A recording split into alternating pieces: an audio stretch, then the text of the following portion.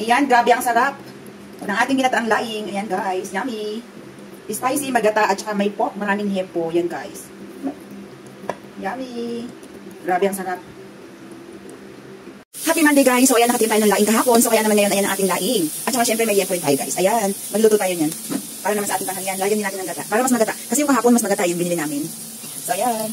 So ayan guys, lagyan ko din ng maraming chili para manghang. Ayan guys, ang gata. Ilagyan natin natin. So ayan guys, hiniwa lang din natin ang ating pork, ang ating yempo. Ayan guys, lagyan natin ating yempo. Ayan. Lagyan din natin ng dilis.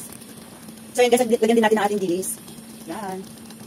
So ayan nga guys, ang ating ginataang gabi. Ayan guys, syempre may yempo at dilis. Kain tayo guys. Ayan. Ayan na guys, ang ating ginataang gabi. Nilagyan ko siya ng yempo. Ayan guys. So ayan, may natira pa tayo isa. Ayan guys, sobrang gata. Ayan. So ayan na nga guys, ang ating yummy lunch for the day. Ayan, I love to ba. So after maubos ko yung ginataan, tsaka naman tayo mag-diet. So ayan. Ayan guys, ang ating lunch. Yummy. Ayan guys, marami din tong pork yung ginataan. So ayan. Yan, ang sarap-sarap talaga niya. Oh. Diba? Woo, I love it. Yan.